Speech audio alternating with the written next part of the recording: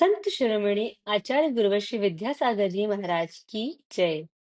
नवाचार्य श्री समय सागर जी महाराज की जय। अरहम योग प्रणेता पूज्य मुनिषि प्रणम्य सागर जी महाराज की जय। ओम अरहम नमः। आइए चलते हैं तृतीय ढाल की रिवीजन कक्षा की ओर। ॐ नमः सिद्धेभ्यः।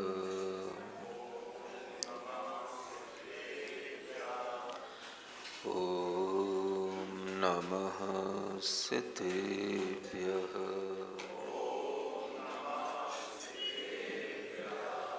ॐ नमः सिद्धेभ्यः।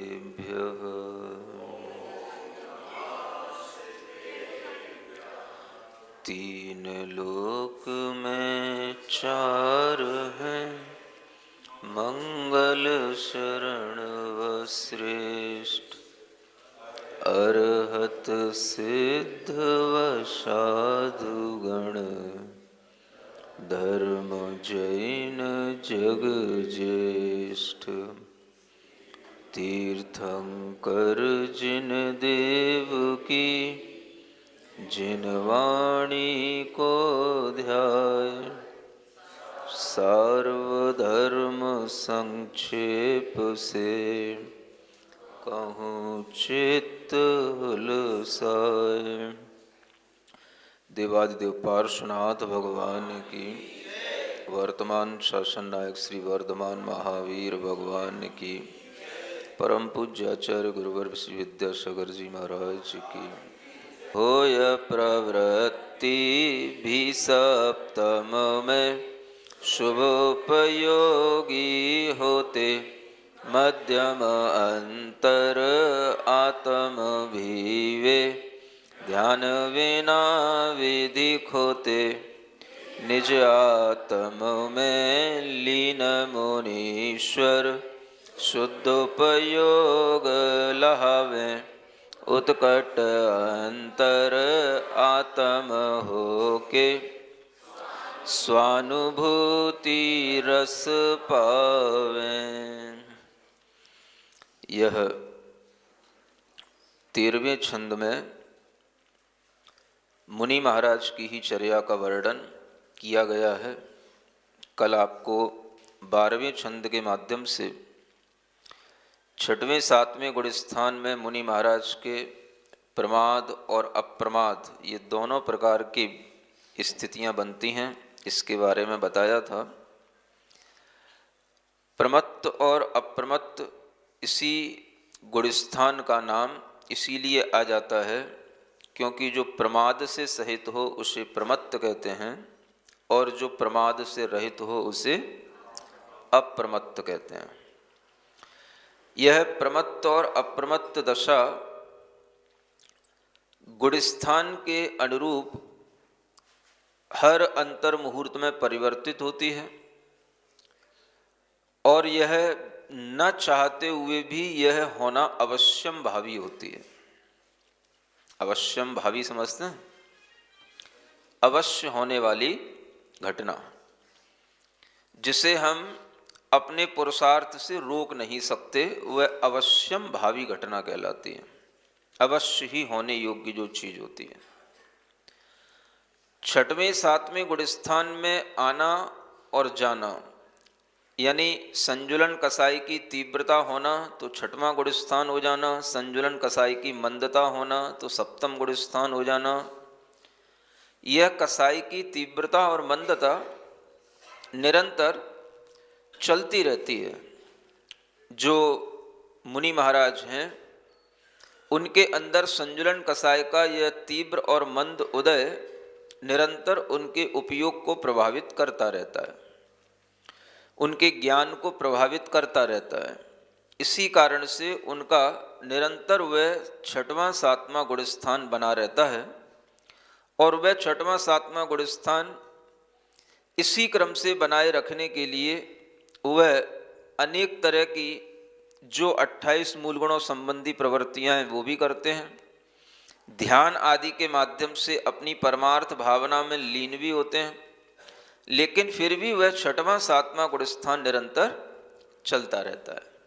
और इस छठवें सातवें गुण स्थान में सब तरह से वह मूल गुणों का पालन आदि करते हुए अपने ध्यान आदि की क्रियाएं भी करते हैं, और इसी गुण स्थान में रहते हुए ही उन्हें ऊपर उठना होता है।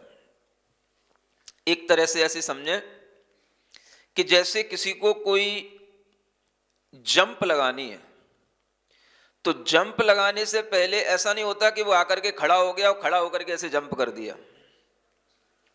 आपने कभी जंप लगाई है? नहीं लगाई हो, देखा तो होगा ही।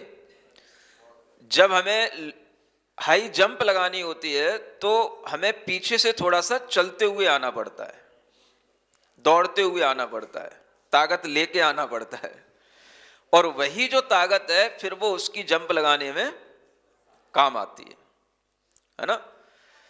यह जंपिंग की प्रोसेस में जैसे पहले दौड़ने का मतलब है एक एनर्जी कलेक्ट करना, और उसी के माध्यम से फिर वह आगे की दौड़, आगे की जंप में वह बहुत बड़ी खाई को भी पार कर पाता है ना। जैसे महाराणा प्रताप का घोड़ा अगर कभी आपने देखा हो, देखा है? वह चेतक घोड़ा महाराणा प्रताप का जब अंत समय में वह युद्ध होता है और वह युद्ध के मैदान में भी जब जख्मी भी हो जाता है तो भी वह दौड़ता है, और एक नदी होती है, नदी का बहुत बड़ा पार्ट होता है, उस पार्ट को छलांग लगा करके क्रॉस करता है, और छलांग लगा करके क्रॉस करके वह उसको, राणा प्रताप को उस नदी के उस तट के पार तक तो पहुंचा देता है। चूंकि पीछे दुश्मनों की सेना चल रही होती है तो उस घोड़े ने उसको पार तो करा दिया, लेकिन वह जख्मी होकर के गिर पड़ा तो वह उसका मरण हो गया। यानी घोड़ा भी जानता है कि किस तरह से दौड़ना चाहिए और कितनी छलांग लगाने की उसमें हिम्मत हो सकती है, ये आप उस घटना से देख सकते हो। मतलब क्या हुआ? चाहे वो चतुर्थ काल के मुनि महाराज हों, चाहे पंचम काल के मुनि महाराज हों, सबके जीवन में यह प्रक्रिया आएगी। सातवां गुण स्थान प्राप्त तो होगा। जब भी मुनि महाराज बनते हैं तो डायरेक्ट सबसे पहले सातवां गुण स्थान आता है, पहले अप्रमत्त दशा आती है। सुन रहे हो? हाँ, उसके बाद में प्रमाद दशा आती है। इसलिए कहा जाता है जब कोई मुनि दीक्षा होती है, वो अनुभूति आपको नहीं हो सकती। जब मुनि दीक्षा होती है तो उस समय पर मुनि बनने के उस क्षण में जो अप्रमत्त भाव की अनुभूति होती है, जो उस समय पर वह अप्रमत्त दशा आती है, जो वह सप्तम गुण स्थान में आरोहण होता है, वह अनुभूति अपने जीवन की सबसे अद्भुत अनुभूति होती है। उसी अनुभूति के उपरांत फिर वह अगर कभी छठवें गुण स्थान में आ भी जाता है तो उसी अनुभूति को प्राप्त करने के लिए वह पुनः अप्रमत्त दशा के माध्यम से वह सप्तम गुण स्थान को प्राप्त होता है। सबसे पहले जब भी कोई जीव मुनि पद को धारण करता है तो उसे सप्तम गुण स्थान होता है। छठवां तो गिरने के बाद होगा और फिर छठवां सातवां क्रम चलने लग जाएगा। चौथे गुण स्थान से चाहे वो तीर्थंकरी क्यों ना हो, अगर वह चौथे गुण स्थान में है, पंचम गुण स्थान वाले तीर्थंकर माने जाते हैं क्योंकि वो देश व्रत जैसे अपना जीवन जीते हैं, तो वह भी जब मुनि दीक्षा लेते हैं तो पंचम गुण स्थान से भी डायरेक्ट पहले सातवां होता है। कोई चौथे से भी अगर डायरेक्ट मुनि दीक्षा लेगा तो उसके अंदर भी पहले सातवां गुण स्थान ही आएगा, चौथे से छठवां नहीं होता। ये आपको पहले भी कहा था। इसका मतलब क्या है? पहले अप्रमत्त भाव की अनुभूति होती है, सप्तम गुण स्थान में आरोहण होता है, और फिर वह प्रमाद की कारण से वह छठवें गुण स्थान में आना होता है। इस तरह की यह छठवें सातवें गुण स्थान की प्रक्रिया चाहे तीर्थंकरी क्यों ना हो उनके भी अंदर चलेगी। हजारों बार ये होता है। उसके बिना कभी भी आठवें गुण स्थान में आरोहण नहीं हो सकता, कभी भी अष्टम आदि गुण स्थान में पहुंच नहीं सकते। ये ऊपर नीचे करके ही कहां पहुंचते हैं? आठवें गुण स्थान तक पहुंचते हैं। आप लोग कहते हो भरत चक्रवर्ती केस लॉन्च करते करते केवल ज्ञान को प्राप्त हो गए। लोग ऐसा बोलते हैं, है ना, सुना भी होगा, सबने सुना है। भरत चक्रवर्ती इतनी जल्दी एक लघु अंतर मुहूर्त में ही केवल ज्ञान को प्राप्त हो गए, दीक्षा लेते ही केवल ज्ञान को प्राप्त हो गए, और किसी ने तो अति ही कर डाली। जब केस लॉन्च कर रहे हैं तभी दीक्षा हुई कहां, तो केस लॉन्च करते करते ही केवल ज्ञान को प्राप्त हो गए। माने उन्हें इतनी जल्दी कराना है कि ये भाषा जो है इतनी जल्दी बन गई कि वह केस लॉन्च भी नहीं कर पाए और उन्हें केवल ज्ञान को प्राप्ति हो गई। ये भक्तों की थोड़ी अति है, सुन रहे हो। भरत चक्रवर्ती को मानने वाला एक विशेष भक्त समुदाय अलग रहता है, जो हमेशा भरत चक्रवर्ती का ही उदाहरण दिया करते हैं। भैया घर में रह करके वैरागी रहो, कैसे रहो, तो भरत चक्रवर्ती की तरह रहो। एक उदाहरण उनके मुंह पे फिक्स होता है। कैसा उदाहरण है, तो उनके लिए बस एक सुनाया जाता है, उनके लिए ज्ञान में रहता है। इतना वैराग्य कि उन्हें केस लॉन्च करते करते केवल ज्ञान हो गया। लेकिन कभी भी किसी को केस लॉन्च करते हुए केवल ज्ञान नहीं हो सकता। केस लॉन्च करने के उपरांत जब वह सर्व परिग्रह का त्याग करके अपने अंदर महाव्रतों का संकल्प धारण करेंगे, उस समय पर उनके अंदर भी अंतर मुहूर्त का यह हजारों बार प्रमत्त अप्रमत्त गुणस्थान होगा। उसके बाद ही वो ऊपर के गुणस्थान उन्हें प्राप्त होंगे, और उसमें भी वह कई अंतर मुहूर्त लग जाएंगे, लेकिन वो सब मिला करके भी एक अंतर मुहूर्त ही होता है। केवल ज्ञान प्राप्ति अंतर मुहूर्त में तो हो सकती है, लेकिन वह अंतर मुहूर्त कभी भी छठवें सातवें गुणस्थानों में हजारों बार घूमे बिना नहीं आ सकता। ये इतना शॉर्ट टाइम रहता है कि वह छठवें सातवें गुणस्थान में भी हजारों बार आ जा चुके होते हैं, लेकिन वो आपको पता नहीं होता है। तो भरत चक्रवर्ती भी क्यों ना हो, उन्हें भी इसी तरह से छठवें सातवें गुणस्थान में आना जाना होता है, और तभी जाकर के वह अप्रमत्त भाव को एक स्थायी रूप में प्राप्त कर पाते हैं, क्योंकि आगे के गुणस्थान अप्रमत्त गुणस्थान ही कहलाते हैं। प्रमाद केवल छठवें गुणस्थान तक रहता है, सप्तम आदि गुणस्थानों में निरंतर अप्रमत्त भाव ही बना रहता है। कोई भी क्रिया आप कर रहे हो, वह क्रिया आप सावधानी पूर्वक जो शास्त्रों के अनुसार कही गई है उसी के अनुसार कर रहे हो, तो वह भी आपकी अप्रमत्त दशा है, और उस अप्रमत्त दशा के साथ भी होने वाली वो क्रिया अप्रमत्त क्रिया के नाम से कही जाएगी। उस समय पर परिणामों में उत्कृष्ट शुभोपयोग रहेगा, अंतरात्मा की दशा मध्यम होगी, लेकिन उस समय पर भी वह विधि निर्जर को खोते, यानी वह उस समय पर भी असंख्यात गुणी कर्म की निर्जरा करते रहते हैं। प्रवृत्तियों में सावधानी होना, यह अप्रमत्त दशा का भाव होता है। जब मुनि महाराज चलते हैं तो चलते हुए आप भी चलते हैं और मुनि महाराज भी चलते हैं। दोनों की प्रवृत्ति में कुछ अंतर होता है। आप भी मुनि महाराज के साथ चलते हैं, लेकिन मुनि महाराज चलते हुए भी प्रमत्त अप्रमत्त गुणस्थान में कैसे चलते हैं, ये आपको कैसे पता पड़ेगा? उनका अप्रमत्त भाव वहां पर कैसे बना रहता है? तो उनका अप्रमत्त भाव, जैसे ही वो अपना एक पैर उठा करके आगे रखते हैं, तो पैर कहां रखना है, ये रखने का जो ध्यान है, ये उनका अप्रमत्त भाव होता है। पैर उठाने की प्रवृत्ति हुई, ये प्रमत्त भाव हो गया, क्रिया करनी है, पैर उठ रहा है, सुन रहे हो, पैर उठ रहा है, और पैर उठ के कहां रख रहा है, तो देखते हुए रखा जा रहा है।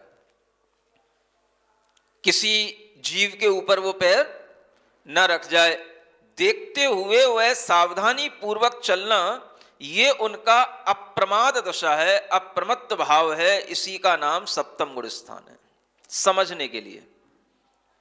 और जो देख करके वह चल रहे हैं, ये जो प्रवृत्ति है तो इसमें अप्रमत्त भाव भी आ गया, और जो प्रवृत्ति है वह क्रिया जो हो रही है वो प्रमाद के साथ इसलिए होगी क्योंकि चलना है, तो चलने की क्रिया उन्होंने अपना आत्म ध्यान छोड़ करके या चलने की क्रिया प्रारंभ की, माने वह अपने अप्रमत्त भाव को छोड़ करके प्रमाद भाव में आकर के चलने की क्रिया करना शुरू किए। तो ये चलने की क्रिया होना, ये क्रिया का प्रारंभ होना, ये हम प्रमाद का सूचक कह सकते हैं, लेकिन वह क्रिया सावधानी पूर्वक होना ये अप्रमाद का सूचक है। पैर उठना ये प्रमत्त गुण स्थान हो गया छठवां, और पैर सावधानी पूर्वक रखना ये सातवां गुण स्थान हो गया। मोटे तौर से समझने के लिए, भीतर के गुण स्थान तो देखे नहीं जा सकते, लेकिन क्रियाओं के अनुसार वह भाव कैसे समझे जाएं तो उसको समझने के लिए इस तरह से समझा जा सकता है। इसीलिए श्रावकों के लिए भी कहा जाता है सावधानी पूर्वक प्रवृत्ति किया करो, इसी को समिति कहते हैं। सावधानी पूर्वक प्रवृत्ति करने का नाम क्या है? समिति। ईर्या समिति का मतलब गमन करने में सावधानी पूर्वक प्रवृत्ति होना, इसका नाम है ईर्या समिति। भाषा समिति का मतलब बोलने में सावधानी पूर्वक बोलना, इसका नाम क्या है? भाषा समिति। ऐषणा समिति माने भोजन करने में सावधानी पूर्वक भोजन करना, इसका नाम क्या है? ऐषणा समिति। हर तरह की इन समितियों में जो 5 प्रकार की समितियां होती हैं उन सब में सावधानी साथ में जुड़ी हुई है, जो मुनि महाराज के सप्तम गुण स्थान को बताने वाली है। कभी भी प्रवृत्तियां होंगी, प्रवृत्तियों के बिना रहा नहीं जा सकता, और प्रवृत्तियां होते हुए इस तरह की सावधानी के साथ प्रवृत्ति करना, यही उनके अंतरंग का भाव लिंग कहलाता है। 6वें 7वें गुण स्थान में निरंतर प्रवृत्ति होना भी भाव लिंग को बनाए रखता है। यह सावधानी के साथ की जाने वाली क्रियाएं होती हैं, और इसी को अगर श्रावक भी देख करके करता है, इन्हीं क्रियाओं से अगर श्रावक भी शिक्षा लेता है तो उस अप्रमत्त भाव से श्रावक भी अपने अंदर जो कसाय भाव की तीव्रता से अधिक पाप का बंध होता है उस पाप के बंध में कमी कर सकता है और कर लेता है। चलते तो आप भी हो, बोलते तो आप भी हो, खाते पीते तो आप भी हो, लेकिन कोई भी काम सावधानी पूर्वक नहीं होता। क्या खाना, देख करके खाना, जो चीज ले रहे हैं वो चीज शुद्ध है कि नहीं है, इस तरह का विचार पूर्वक भोजन करना, अगर ये भी आपके लिए होगा तो आपकी सावधानी के कारण से आपको उस समय पर शुभोपयोग अच्छा बनेगा, आपके लिए पुण्य का बंध होगा और पाप क्रिया के बंध से आप बच जाओ। चल रहे हैं, चलते हुए भी अगर सावधानी रहती है तो वह देख करके चलते हुए भी आपके मन में भाव आ जाए कि हम चल रहे हैं, जीव हिंसा ना हो जाए। अगर ये भाव आपके अंदर आ जाता है तो चलने की क्रिया से होने वाले पाप बंध से आप बच सकते हैं। क्रिया में पाप का बंध होगा, लेकिन उस क्रिया में होने वाले पाप बंध से आप बच जाएंगे कब? जब आपके अंदर सावधानी का भाव हो। अगर आप अपने अंदर इस तरह का सावधानी का भाव ले आए, चलते हुए जीव हिंसा ना हो जाए, बोलते हुए भी किसी को बुरा ना लग जाए, खाते हुए भी कुछ बुरा खाने में ना आ जाए, कोई चीजें उठाते रखते हुए भी किसी जीव का वध न हो जाए, ये सब अगर ध्यान आप रख सकते हो तो आपकी इन क्रियाओं के माध्यम से भी आप अपने पाप बंध से बच सकते हो। इस तरह के छोटे छोटे अभ्यास पहले से कर सकता है। पाप से बचने का अगर भय हो तो ये अभ्यास आएगा। सम्यक दृष्टि जीव के अंदर जब संवेग भाव बताया था तो संवेग भाव के 2 अर्थ बताए थे, एक तो धर्म और धर्म के फल में प्रीति होना, और दूसरा संवेग का मतलब होता है पाप से डरना, संसार से भय उत्पन्न होना। तो अगर आपके अंदर पाप से डर होगा तो आप सोचोगे कि भाई पाप का बंध ना हो तो क्या करें, कई लोग पूछते हैं महाराज अब काम तो करना पड़ेगा, घर गृहस्थी के सब काम करने ही होते हैं, पाप का बंध ना हो क्या करें? तो आप सावधानी पूर्वक हर काम करो, विचार पूर्वक हर काम करो। आप ये सोच करके काम करो कि हम ये जो कार्य कर रहे हैं इससे कोई हिंसा तो नहीं हो रही है, और अगर हो रही है तो हम उसके लिए बाद में फिर से कोई प्रायश्चित कर सकें, पश्चाताप कर सकें, अपने अंदर एक प्रतिक्रमण का भाव लाएं। इस तरीके का अगर आपके अंदर विचार चलता रहेगा तो आपके अंदर होने वाले पाप बंध में कमी आती चली जाएगी, आपके परिणाम शुभ होंगे।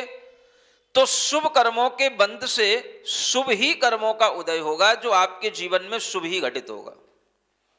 यह कर्म का सिद्धांत है। आप जिस समय पर जैसा कर्म बंद करेंगे उसी तरह के कर्म फल आपके लिए उदय को प्राप्त होंगे। तो अगर आप शुभ भाव बना करके रखेंगे तो जो आपके अंदर अशुभ कर्मों का उदय आ रहा है वो बच जाएगा। उसके फल से जो आपको नुकसान होना है उससे आप अपने आप को बचा ले जाओगे। परिणाम कैसे रखना चाहिए? शुभ, पुण्यमय परिणाम, शुभ परिणाम। देव शास्त्र गुरु का हर समय पर अगर हम ध्यान नहीं कर सकते कोई बात नहीं, लेकिन गुरु की कोई ना कोई बात को मान करके, जिनवाणी की कोई ना कोई बात को मान करके तो हम अपने जीवन में उसका कुछ ना कुछ आचरण कर सकते हैं। तो आप समझो कि आप अगर गाड़ी चला रहे हो तो भी आप ये भाव कर सकते हो कि कहीं इस तरह के हमारे इस ड्राइविंग से, इस तरह की हमारी गाड़ी चलाने से कहीं इन जीवों का घात तो नहीं हो रहा है। अगर आप केवल मन में भी विचार करोगे कहीं ऐसा जीव घात तो नहीं हो रहा है, कहीं जीव घात न हो जाए, तो इस दया परिणाम के माध्यम से भी आपका उपयोग शुभ बना रहेगा। अब अशुभ तो आपको करना ही है, गाड़ी चलाए बिना तो रहा नहीं जा सकता, लेकिन मन में दया का भाव रख करके चलाओ तो वह दया का परिणाम आपके लिए कुछ जो पाप तीव्रता के साथ में बंध को प्राप्त होता वो आपके लिए कम हो जाएगा, और उस परिणाम के कारण से आपके उपयोग की शुभता बनी रहने से वह पाप कर्म की जो तीव्रता का उदय आने वाला होता है वो भी कम हो जाता है। आप बिल्कुल ही अवेयर नहीं हो भीतर से, स्पीड अपने हाथ में है, गाड़ी अपने हाथ में है, मन चाहे तरीके से अपन उसको चला रहे हैं। तो ऐसी स्थिति में आपके लिए वह जब कभी कोई घटना हो जाती है तो वो घटना भी आपके इसी पाप कर्म के फल से हो जाती है कि आपने कभी किसी की कोई परवाह नहीं की। अब आपकी कौन परवाह करे? आप भी जाओ, कहां जाओ? दुनिया छोड़ के जाओ। अब दुनिया छोड़ के तो क्या जाओगे? बस ये शरीर छोड़ के जाओ, दुनिया में तो रहना ही है, दुनिया कहां छोड़ के जाओगे? लोग कहते हैं दुनिया छोड़ के चला गया, दुनिया कहां छोड़ के जाएगा? दुनिया छोड़ के जाने वाले तो केवल सिद्ध भगवान होते हैं। अगर आपको केवल भीतर से सावधानी का भाव रहे तो भी आप अपने परिणामों में शुभता ला सकते हो। इसी तरह से जब आप भोजन कर रहे हो तो भोजन करने वाली चीज के बारे में विचार करो कि मैं क्या खा रहा हूं। ये विचार भी अगर आपके अंदर आएगा तो आपके पाप बंध में कमी आ जाएगी। महाराज फिर हम ये सोचते ही रहेंगे तो भोजन का टेस्ट कब लेंगे? ऐसा ही विचार करने वाले लोग बैठे हैं। टेस्ट की जगह है, विचार की जगह है। आपके मुंह में रखने वाली हर चीज आपको पता होनी चाहिए कि ये कितनी पुरानी है, कब की ये बनी हुई है, इसके अंदर क्या क्या चीजें मिली हो सकती हैं या मिला हुआ है। ये सब आपके अगर ज्ञान में होगा तो वह विचार पूर्वक प्रवृत्ति आपके भोजन के माध्यम से भी जो प्रवृत्ति से जो पाप का बंध हो रहा है उसमें कमी आ जाएगी।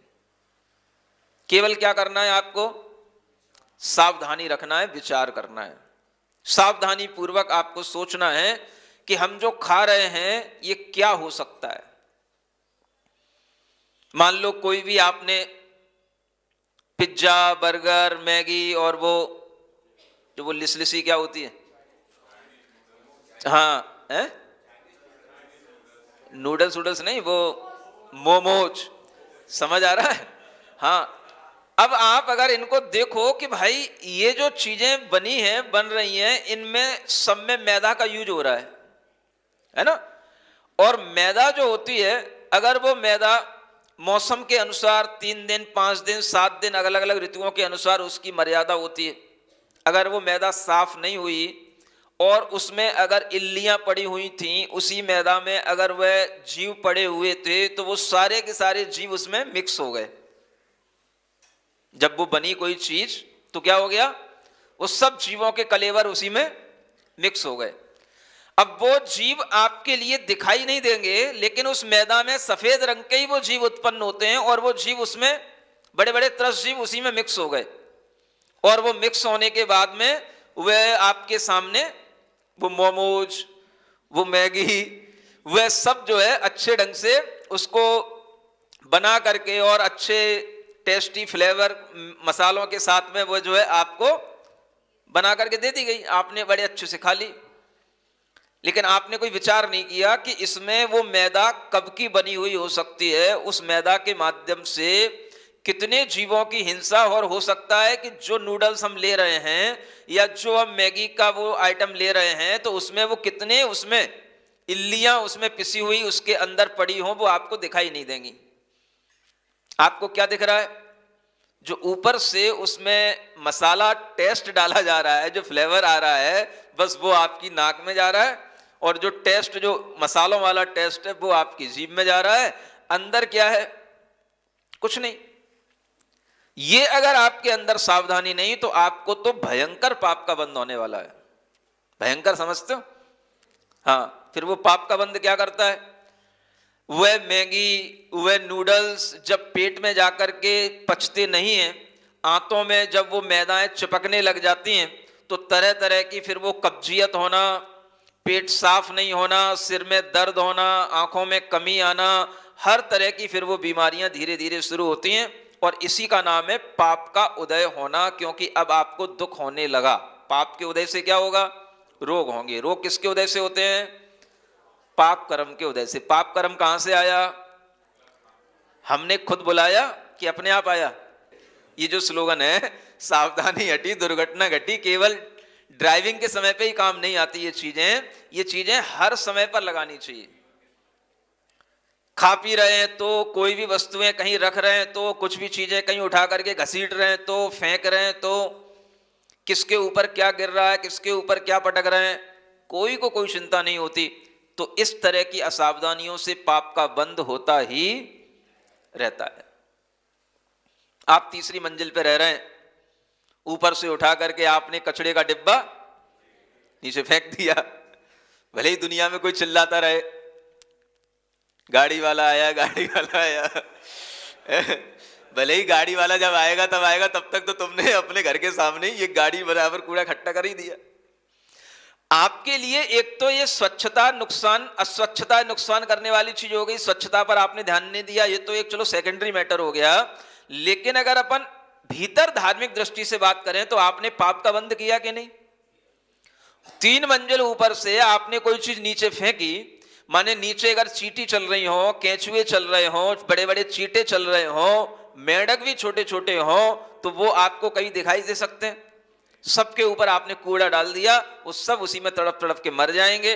और मरे या ना मरे, विज्ञान, जैन विज्ञान ये कहता है कि अगर आपने असावधानी पूर्वक प्रवृत्ति की है तो आपको पाप का बंध होगा, चाहे उसमें जीव हिंसा हो या ना हो। ये बहुत बड़ी चीज है। प्रवचन सार जैसे ग्रंथ में आचार्य कुंद देव कहते हैं, जीवो मरदु जियेदु व जीवो, जीव चाहे मरे या जिए, इससे मतलब नहीं है। अगर आपने असावधानी की है तो उस असावधानी से उस जीव के बंध का, उस पूरे पाप का बंध का दोष आपको लगेगा। असावधानी से पाप का बंध होता है, माने भीतर से आपके परिणामों में सावधानी होनी चाहिए। आप समझो कि अगर कूड़ा फेंकने के लिए गाड़ियां लगाई गई, तो ये तो बाद में लगाई गई, अगर लोग पहले से ये सावधानी रख रहे होते तो गाड़ियां लगाने की जरूरत क्या पड़ती? भाई, हमें किसी दूसरे के घर के सामने कूड़ा फेंकना नहीं, ऊपर से कूड़ा फेंकना नहीं, और कूड़ा अपने घर के सामने भी होना नहीं, तो कहां होना? अपने आप सीधी सी बात है भाई, कूड़ा वहां होना जहां कूड़े का स्थान हो। तो वहां तक जब आप कूड़ा लेकर के जाओगे तो अपने आप आपके लिए वह कभी कहने की जरूरत ही नहीं पड़ती। कि गाड़ी वाला आया, गाड़ी वाला आया। समझ आ रहा है? ये असावधानियां होने के कारण से ही ये नियम बनाने पड़ते हैं, इस तरह से लोगों को चिल्लाना पड़ता है, गाड़ियां घुमानी पड़ती हैं, सरकारों को सोचना पड़ता है। ये सब किसके परिणाम है? भीतर से असावधानी के ये सब परिणाम है। तो असावधानी हर जगह पर दुखदाई है। आप सावधान होकर के हर प्रवृत्ति करो, सावधान होकर के भोजन करो, सावधान होकर के अपनी कोई भी चलने फिरने की क्रिया करो। हर चीज को अगर आप सावधानी के साथ करोगे तो फायदे में रहोगे। अगर आपने घर में अपनी कोई भी शर्ट पैंट किसी हैंगर पे भी टांग दिया है तो सावधानी क्या कहती है? टांगते हुए भी देख लो वहां पर कोई कीड़े मकोड़े तो नहीं है, और जब उठाओ तब भी देख लो, हिला लो थोड़ा सा। पहले के लोग कुछ भी ओढ़ते थे पहनते थे तो फटकार लेते थे पहले के लोग, आजकल तो हड़बड़ी में रहते, जल्दी से उठाया और पहन लिया, अब उसी के अंदर छिपकली थी। समझ आ रहा है? अब वो क्या करे? तो अब वो जो है या तो वो छिपकली मरे या खुद मरे, कहीं वो काट ना ले। तो वह जो है इस तरीके से कई तरीके की घटनाएं हो जाती हैं, और उस असावधानियों में बड़े बड़े पंचेंद्रीय जीवों का घात भी हो जाता है। चींटा चींटी भी मर जाते हैं। जब वो आपको काटेंगे तब आपको समझ में आएगा, जब तक काटेंगे तब तक तो आपको इतना धैर्य तो होता नहीं कि भाई इसको उतार लें कि फटकार लें। अब कहीं भीड़ में बैठे हो तो क्या उतारोगे, वहीं मसल दोगे उसको, भाई क्या हो रहा है, ये क्या हो रहा है? हो गया काम आपका। तो पाप का बंध तो हमेशा आपके जीवन में चल ही रहा है। जो 2 लाइनें थी इस 13वें छंद की, इसमें तो ये बताया, फिर आगे कहते हैं निज आत्म में लीन मुनीश्वर शुद्ध उपयोग लहावे, उत्कट अंतर आत्म होके स्वानुभूति रस पावे। क्या कहा जा रहा है? उत्कृष्ट अंतर आत्मा कब होते हैं? जब निज स्वभाव में मुनीश्वर लीन हो जाते, माने जब ध्यान में लीन होंगे तो वह शुद्ध उपयोगी मुनि महाराज उस समय पर कहलाएंगे। यह शुद्धोपयोग हमेशा नहीं रहता है। जब प्रवृत्ति की जाएगी तो शुभोपयोग आ जाएगा, और जब निवृत्ति होगी, ध्यान अवस्था होगी तो शुद्ध उपयोग। सिर्फ अपने ज्ञान स्वभाव आत्मा का ध्यान, शुद्ध आत्मा का विचार करते हुए भेद विज्ञान करना, यह शुद्धोपयोग कहलाता है। और इस तरह के शुद्धोपयोग में उन महाराज के उत्कृष्ट अंतरात्मा की दशा बन जाएगी। अभी प्रवृत्ति में कैसे अंतरात्मा है? वो मध्यम अंतरात्मा है। और प्रवृत्ति छोड़ी, आत्म ध्यान में लीन हुए तो कौन से अंतरात्मा हो गए? उत्कृष्ट अंतरात्मा हो गए। तो मुनि महाराज के जीवन में ये सब इस तरह से परिवर्तनशील रहता है, कभी शुभोपयोग कभी शुद्धोपयोग। शुभोपयोग हुआ तो मध्यम अंतरात्मा, शुद्धोपयोग हो गया तो उत्कृष्ट अंतरात्मा। लेकिन पात्र तो वो हमेशा उत्तम पात्र ही कहलाएंगे। ये आपको समझ लेना है। अंतरात्मा के बारे में, उपयोग के बारे में और पात्र के बारे में, 3 चीजों के बारे में चौथे गुण स्थान से लेकर के सप्तम गुण स्थान तक आपको हर चीज समझ लेनी है कि कौन मध्यम पात्र है, कौन जघन्य पात्र है और कौन उत्तम पात्र। तो पात्र की दृष्टि से देखेंगे तो चौथे गुण स्थान में जघन्य पात्रता है, 5वें गुण स्थान में मध्यम पात्र है, और 6वें 7वें गुण स्थान वाले मुनि महाराज उत्कृष्ट पात्र हैं। ये पात्र की अपेक्षा से हो गया। अंतरात्मा की अपेक्षा से चौथे गुण स्थान में जघन्य अंतरात्मा होते हैं, 5वें में मध्यम अंतरात्मा हो जाएंगे, 6वें में भी मध्यम अंतरात्मा होंगे, और 7वें में भी जब प्रवृत्ति होगी तो मध्यम अंतरात्मा होंगे। समझ आया? चौथे गुण स्थान में जघन्य अंतरात्मा, 5वें 6वें और 7वें गुण स्थान की प्रवृत्ति तक मध्यम अंतरात्मा, और उसी सप्तम गुण स्थान में जब वह ध्यान में लीन हो गए तो उत्कृष्ट अंतरात्मा। यह उनकी अंतर आत्मा का इस तरह से ये विभाजन उनके ज्ञान के माध्यम से इस तरह से हो जाता है। ठीक है ना? तो इस तरह से यह, और शुभोपयोग शुद्धोपयोग में भी चौथे गुण स्थान से शुभोपयोग जघन्य रूप में शुरू हुआ, वही शुभोपयोग बढ़ता बढ़ता पंचम गुण स्थान में मध्यम हुआ, 6वें गुण स्थान में मध्यम है, और सप्तम गुण स्थान में वही शुभोपयोग उत्कृष्ट दशा में पहुंच जाता है जब प्रवृत्ति होती है, और जब वह निवृत्ति की दशा में, ध्यान दशा में होते हैं, तो वह शुभोपयोग ना होकर के जब वह सिर्फ अपनी आत्मा का ध्यान कर रहे हैं तो वह शुद्धोपयोग कहलाता है। ये शुभोपयोग और शुद्धोपयोग की ये दशाएं आपको समझ लेना है, और इन दशाओं को समझने के लिए इस तरह से 6 डाला का आपको अध्ययन करना है, जिससे आपके लिए यह बात समझ में आ सके कि हम अपने उपयोग को शुभ बना सकते हैं तो कैसे, और उस शुभोपयोग की दृढ़ता रख सकते हैं तो कैसे। यह विचार आपके लिए इन गुणस्थानों के माध्यम से दिया जा रहा है, क्योंकि श्रावक के अंदर शुद्धोपयोग कभी नहीं हो सकता, वह हमेशा शुभोपयोग को ही बना करके रख सकता है। ये बात अच्छे ढंग से हर अंतरात्मा समझ ले।